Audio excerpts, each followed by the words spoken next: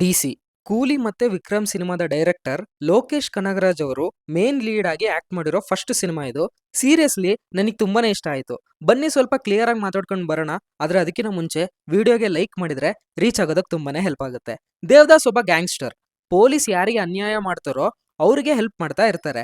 ಈ ಪ್ರೋಸೆಸ್ ಅಲ್ಲಿ ಒಬ್ರಿಗೆ ಹೆಲ್ಪ್ ಮಾಡಬೇಕು ಅಂತ ಅನ್ಕೊಂಡಾಗ ಏನೆಲ್ಲ ಆಗತ್ತೆ, ಈ ಗ್ಯಾಪ್ ಅಲ್ಲಿ ಚಂದ್ರ ಕ್ಯಾರೆಕ್ಟರ್ ಹೇಗೆ ದೇವದಾಸ್ ಲೈಫ್ಗೆ ಎಂಟ್ರಿ ಆಗ್ತಾಳೆ ಅಂತ ತಿಳ್ಕೊಳಕ್ಕೆ ನೀವು ಸಿನಿಮಾನ ನೋಡ್ಲೇಬೇಕು. ಸಿನಿಮಾದಲ್ಲಿ ನನಗೆ ಇಷ್ಟ ಆಗಿದ್ದು ಅನಿರುದ್ಧ್ ಅವರ BGM. Seriously from many years ಎಲ್ಲಾ ಸಿನಿಮಾದಲ್ಲೂ ಅವರ ಪ್ರೆಸೆನ್ಸ್ ನ ಫೀಲ್ ಮಾಡಿಸ್ತಾ ಬಂದಿದ್ದಾರೆ. ಇನ್ನು ಈ ಸಿನಿಮಾ ಸಾಂಗ್ಸ್ ಚೆನ್ನಾಗಿದೆ. ರಾಗ ಆಫ್ ರಿವೆಂಜ್ ಅನ್ನೋ BGM ಸೋಷಿಯಲ್ ಮೀಡಿಯಾದಲ್ಲಿ ಟ್ರೆಂಡ್ ಆಗಿದೆ. ಬಟ್ ಇವರು BGM ನ ಪ್ಲೇಸ್ ಮಾಡೋ ರೀತಿ ಸಿನಿಮಾ ನೋಡ್ತಿರೋ ಆಡಿಯನ್ಸ್ ಎಕ್ಸ್ಪೀರಿಯನ್ಸ್ ಎನ್ಹಾನ್ಸ್ ಆಗೋ ತರ ಮಾಡುತ್ತೆ ಅಂದ್ರೆ ತಪ್ಪಾಗಲ್ಲ. ಡೈರೆಕ್ಟರ್ ಅರುಣ್ ಅವರ ರೈಟಿಂಗ್ ತುಂಬಾ ಚೆನ್ನಾಗಿದೆ. ಅಂದ್ರೆ ಪ್ರತಿಯೊಂದು ಕ್ಯಾರೆಕ್ಟರ್ ಕಾನ್ವರ್ಸೇಷನ್ಸ್ ನ ಆಡಿಯನ್ಸ್ಗೆ ಕನೆಕ್ಟ್ ಆಗೋ ತರ ಬರ್ದಿದ್ದಾರೆ. ಸ್ಟೋರಿ ಲೈನ್ ಸಿಂಪಲ್ ಮತ್ತೆ ರೂಟೀನ್ ಆಗೇ ಇದೆ. But what makes it different ಅಂದ್ರೆ the treatment of the film.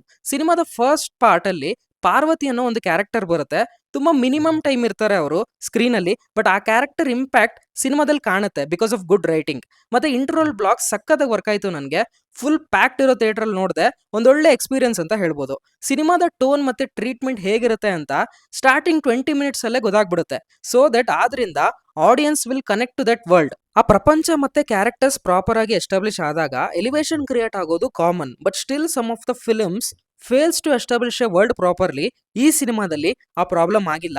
Action film ಇಷ್ಟಪಡೋರು ಮತ್ತೆ ಒಂದೊಳ್ಳೆ ಥಿಯೇಟ್ರಿಕಲ್ ಎಕ್ಸ್ಪೀರಿಯನ್ಸ್ ಇರುವಂತ ಸಿನಿಮಾ ನೋಡ್ಬೇಕು ಅನ್ನೋರು ಈ ಸಿನಿಮಾನ ಟ್ರೈ ಮಾಡಿ. ಪರ್ಫಾರ್ಮೆನ್ಸ್ ವೈಸ್ ಲೋಕೇಶ್ ಅವರು ದೇವದಾಸ್ ಪಾತ್ರಕ್ಕೆ ಸೂಟ್ ಆಗಿದ್ದಾರೆ ಅಂತ ಅನಿಸ್ತು. ಗೊತ್ತಿಲ್ಲ ಬೇರೆ ತರ ಪಾತ್ರಕ್ಕೆ ಅವರ ಅಪ್ರೋಚ್ ಹೇಗಿರುತ್ತೆ ಅಂತ.